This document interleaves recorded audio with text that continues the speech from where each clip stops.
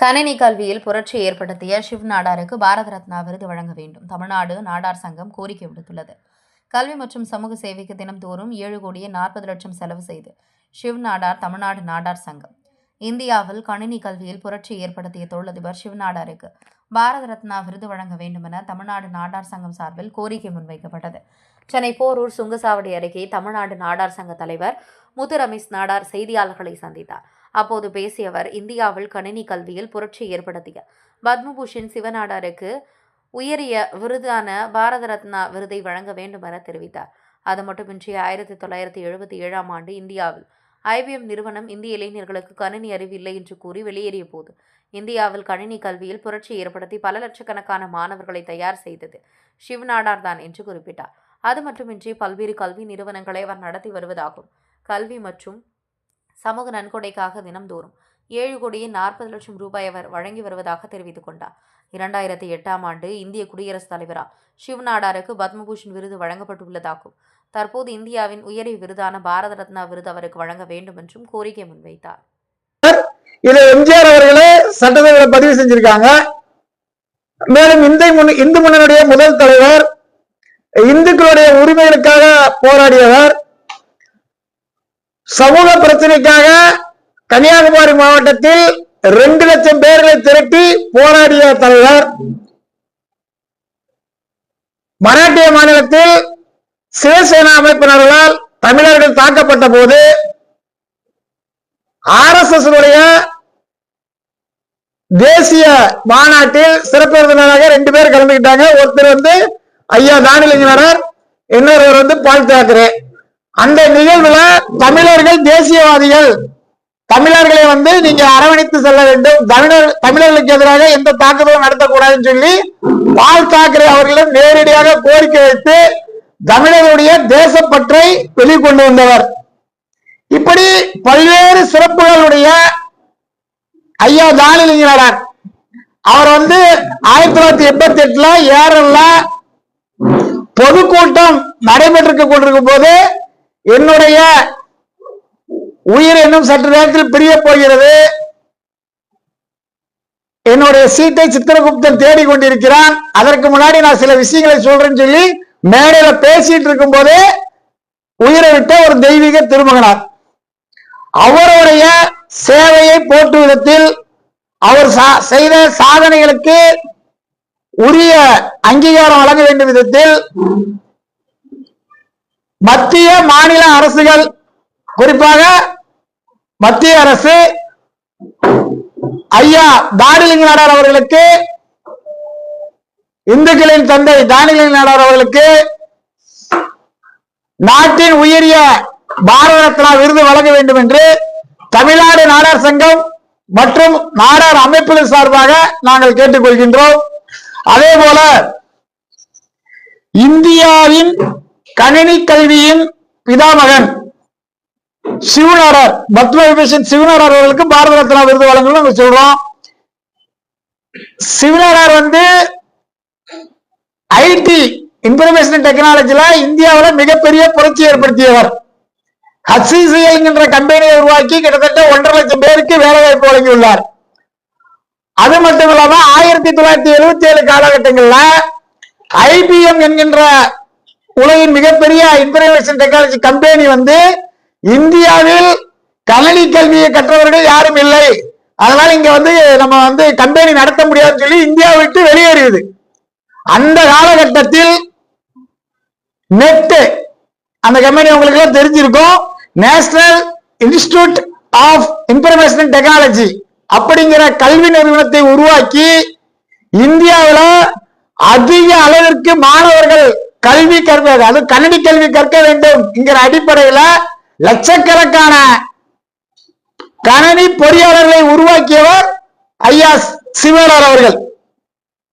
அவருடைய சாதனைகள் பற்றி சொல்லிக்கிட்டே இருக்கலாம். இன்றைக்கு கூட நம்ம பத்திரிகை செய்தியில பார்க்கிறோம், ஒரு நாளைக்கு கல்வி மற்றும் பொது சேவைக்கு உலக அளவுல ஒரு நாளைக்கு 7,40,00,000 செலவு செய்யக்கூடிய ஒரு தமிழர்.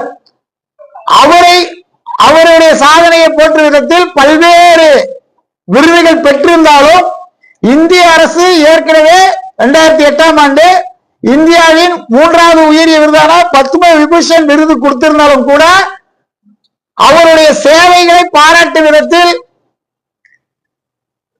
இந்தியாவுடைய கணினி கல்வியினுடைய புரட்சி நாயகனாக அவர் இருக்கிற காரணத்தினாலும் உலகளவில் கொடைவர்களாக இருக்கிற காரணத்தாலும் ஆன்மீகத்தில் கோயில் நம்ம திருச்செந்தூர் கோயிலுக்கு 206 கோடி ரூபாய் நன்கொடை கொடுத்த இது போன்ற சேவைகளுக்கு காரணமாக தமிழ்நாடு அரசு ஐயா சிவனார் அவர்களுக்கு பாரத ரத்னா விருது வழங்க வேண்டும். குறிப்பாக சட்டசபையில இந்த இருவருக்கும் பாரத ரத்னா வழங்க வேண்டும் என்று சிறப்பு தீர்மானம் நிறைவேற்ற வேண்டும். தமிழ்நாட்டில் உள்ள அனைத்து அரசியல் கட்சிகளும் மத்திய அரசிடம் இந்த கோரிக்கையை கொண்டு சென்று ஐயா தானிலிங்க நாடார் அவர்களுக்கும் ஐயா சிவனார் அவர்களுக்கும் பாரத ரத்னா வழங்க பரிந்துரை செய்ய வேண்டும். பாரத ரத்னா விருதை பெறுவதற்கு 2 பேரும் தகுதியான தலைச்சிறந்த தமிழர்கள் அப்படிங்கிற அடிப்படையில ஒட்டுமொத்த தமிழக மக்களும் எங்களுடைய கோரிக்கையை மத்திய மாநில அரசு கொண்டு சென்று அவர்களுக்கு பாரத ரத்னா வழங்கணும்னு நாங்கள் கேட்டுக்கொள்கிறோம். தானிலிங்க நாடார் அவர்கள் அந்த காலகட்டத்தில் மதத்தின் அடிப்படையிலும் பாத்தீங்கன்னா மதத்துக்கு எதிராக இருந்தாரு. அவருக்கு எதிராக கிறிஸ்தவர்கள் இருந்தாங்க. நிறைய வாட்டி அவர் சிறைக்கும் போயிருக்காரு.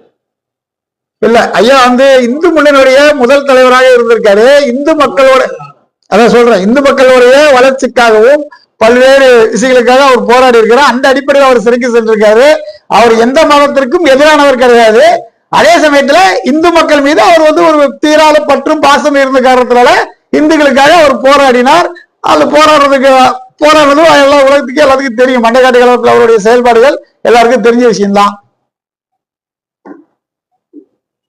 இந்த தமிழ்நாடு நாடார் சங்கம் ஆரம்பிச்சீங்க. நாடார் அமைப்புல எவ்வளவு சங்கங்கள் இருக்கு? நீங்க ஆரம்பிச்சு இந்த நாடார் சமுதாயத்துக்கு நீங்க அடுத்த கட்டத்துக்கு உயர்த்ததுக்கு என்னென்ன நீங்க வச்சிருக்கீங்க? எங்க சங்கத்தை பொறுத்தளவுக்கு வரலாற்று ரீதியான நாடார் சமுதாயத்தின் மீது உள்ள தாக்குதல்களை நாங்க ஆதாரப்பூர்வமாக சரி செய்யக்கூடிய விஷயத்தையும் செஞ்சுட்டு இருக்கோம். உதாரணத்துக்கு பாத்தீங்கன்னா சமீபத்தில் தேசிய தலைவர் ஒரு படம் வந்துச்சு. அந்த படத்துல 5 காட்சிகள் பிரதமர் காமராஜரை பற்றி தவறாக வைக்கப்பட்டிருந்தது. அதை எதிர்த்து நாங்க அறிக்கை கொடுக்கிறது, இந்த மாதிரி விஷயங்கள். ஏற்கனவே சிபிஎஸ்இ போராட்டமா இருக்கட்டும், தமிழ்நாட்டுல வால்மார்ட் நிறுவனம் வந்ததாக இருக்கட்டும், இப்படி நிறைய போராட்டங்களை முன்னெடுத்தது தமிழ்நாடு நல சங்கம். அது இல்லாம இரட்டை ரயில் பாதை கன்னியாகுமரி வரையும் போடணும்னு சொல்லி நாங்க போராடி இருக்கோம். பொதுவான விஷயங்கள் நிறைய விஷயத்துக்கு போராடி இருக்கோம். நாடார்கள் சங்கமாக இருந்தாலும் தமிழர்கள் நல சார்ந்த எந்த விஷயமா இருந்தாலும் நாங்க மக்களோடு மக்களாக நின்று போராடக்கூடிய ஒரு அமைப்பு. அந்த வகையில நாங்க எல்லாருக்குமே நல்லது செய்யக்கூடியதுக்கு தான் இந்த அமைப்பு உருவாக்கி இருக்கோம். நாடார் சங்கம் சங்கமாக இருக்குமா இல்ல அடுத்ததா அரசியல் கட்சியா மாறதுக்கு வாய்ப்பு? அரசியல் கட்சியாக மாறுறதுக்கான வாய்ப்புகள் இருக்கு. அது போக போகதான் தெரியும்.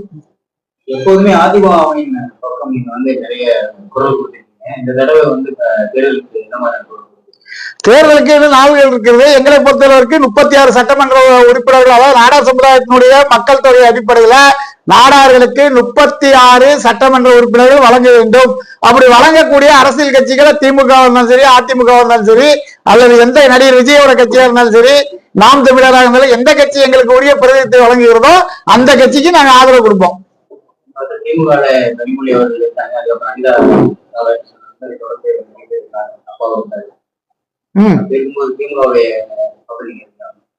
அதானே எங்களை பொறுத்தளவுக்கு கனிமொழியை நீங்க எப்படி நாடார் சொல்றீங்கன்னு தெரியல. எங்களை பொறுத்தளவுக்கு 36 தொகுதிகள் நாடார்களுடைய, அதாவது அம்பா கமிஷன் அறிக்கைப்படி தமிழ்நாட்டின் 2வது பெரிய சமுதாயம் நாடார் சமுதாயம்.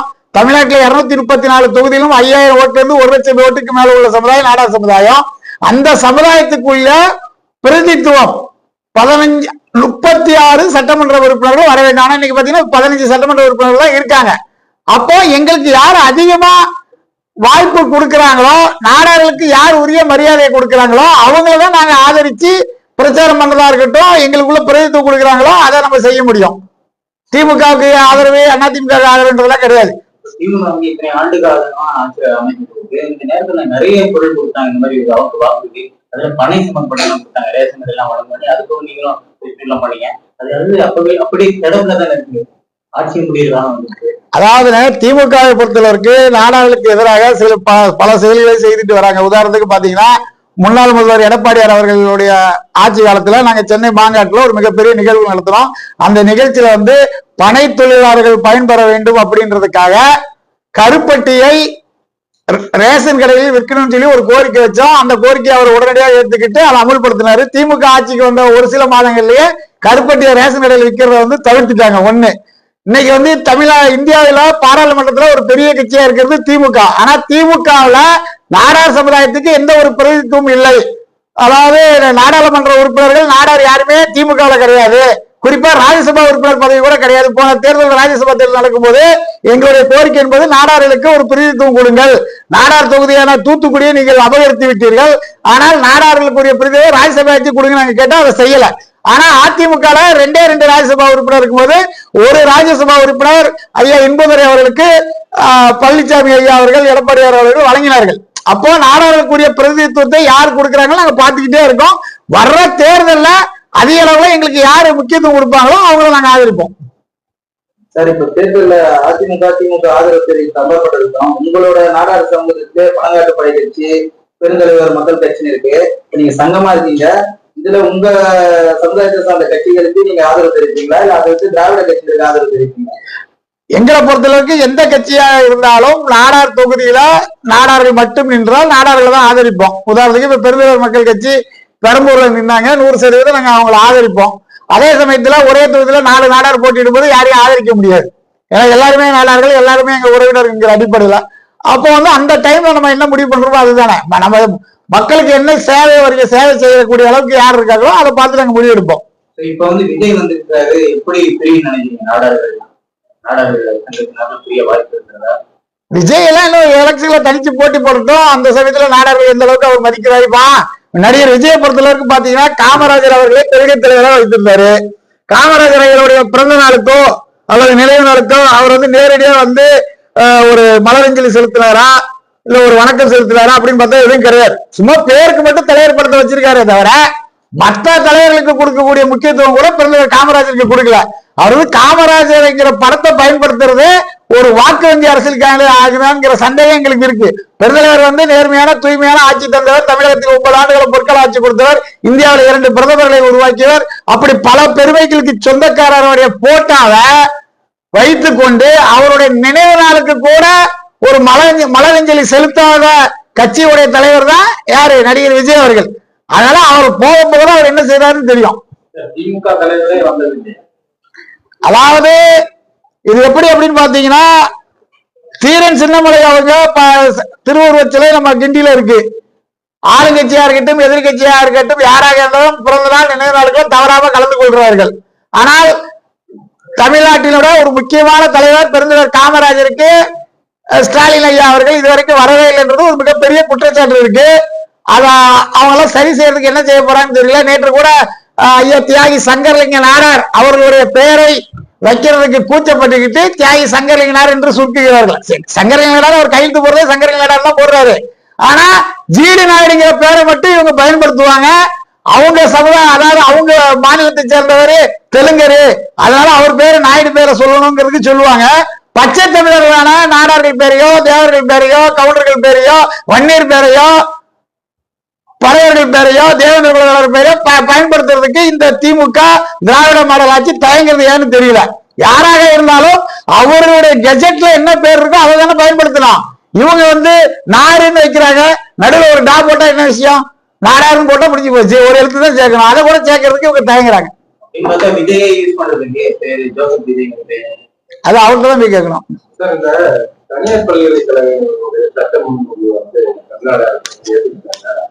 மதுரை காமராஜர் பல்கலைக்கழகம் மாதிரியான ஒரு சட்ட பல்கலைக்கழகம் வந்து மூடப்படக்கூடிய ஒரு சூழ்நிலை ஆசிரியர்கள். அதாவது தமிழ்நாட்டுல ஒரு பாரம்பரியமான பல்கலைக்கழகம் பெருந்தலைவர் காமராஜர் பெயரில் அமைந்துள்ள மதுரை காமராஜர் பல்கலைக்கழகம். அந்த காமராஜர் பெயர் 1987 வச்சது அன்றைய முதல்வர் அதிமுகவுடைய நிறுவன தலைவர் புரட்சி நடிகர் எம்ஜிஆர் அவர்கள். ஆனால் இன்றைக்கு அங்க உள்ள சூழல் என்னன்னு பாத்தீங்கன்னா, இவங்க சிறப்பு கல்வி திட்டம் கொண்டு வந்து அங்க உள்ள பேராசிரியர்களுக்கோ வேலை செய்யறவர்களுக்கோ சம்பளம் கூட கொடுக்காம கிட்டத்தட்ட 6 மாசம் இழுத்தடிச்சு, அந்த பல்கலைக்கழகம் மட்டும் கிடையாது, தமிழ்நாட்டில் முக்கியமான பல பல்கலைக்கழகங்களை மூடுவதற்கு திட்டமிட்டு இருக்கிறார்கள் அப்படிங்கிற செய்தியை நம்ம தொடர்ந்து பார்த்துட்டு இருக்கோம். இப்ப நாம் தமிழருடைய தரவு ஒருங்கிணைப்பாளர் அண்ணன் சீமான் கூட அதை கண்டிச்சு அறிக்கை கொடுத்திருந்தாங்க. தொடர்ந்து பொதுவான ஆட்கள் நிறைய பேர் அதுக்கான பதில சொல்லிட்டு இருக்காங்க. எங்களுடைய கோரிக்கை என்ன அப்படின்னா, தமிழ்நாட்டுல அரசு பள்ளிக்கூடங்களே 1500க்கு மேல நீங்க மூடுறீங்க. அதுக்கு காரணம்னு கேட்டா மாணவர்களே வர்றதில்லை அப்படின்னு சொல்றீங்க. அப்போ தமிழ்நாட்டில் தனியார் பள்ளிக்கூடங்களை ஏன் அரசு உடைமை ஆக்கக்கூடாது? தமிழ்நாட்டுல தனியார் பள்ளிக்கூடங்களை அரசு உடைமை ஆக்கிவிட்டால் இந்த பிரச்சனை வராதுல்ல. அதை செய்யாம இவங்க முழுக்க முழுக்க ஒரு எல்கேஜிக்கே 1 லட்சம் ரூபாய் கொள்ளையடிக்கக்கூடிய அளவுக்கு கல்வி கொள்ளையர்களை உருவாக்கி ஊக்கப்படுத்தி அவர்களை வச்சு அரசியல் பண்றதுங்கிறது ஏற்றுக்கிட முடியாது. தமிழக அரசு பொதுவாக ஒரு ஜாதிக்கு ஒரு நீதிங்கிற மாதிரி பேசக்கூடாது. ஜிடி நாயுடுங்கிற பேரை சூட்டக்கூடிய தமிழக அரசு சங்கரலிங்கனார் என்று சூட்டாம சங்கரலிங்க நாடார் என்று சூட்ட வேண்டும் அப்படிங்கிறது தான் இதுல பார்வை. காமராஜர் பல்கலைக்கழகமா இருக்கட்டும், எந்த பல்கலைக்கழகமா இருக்கட்டும், எதா இருந்தாலும் அதை மூடுவதற்கான நடவடிக்கைகளை ஈடுபடக்கூடாது. அது தொடர்ந்து செயல்பட வேண்டும். ஆசிரியர் பெருமக்களுக்குரிய சம்பள நிலுவைத் தொகைகளை உடனடியாக வழங்க வேண்டும்.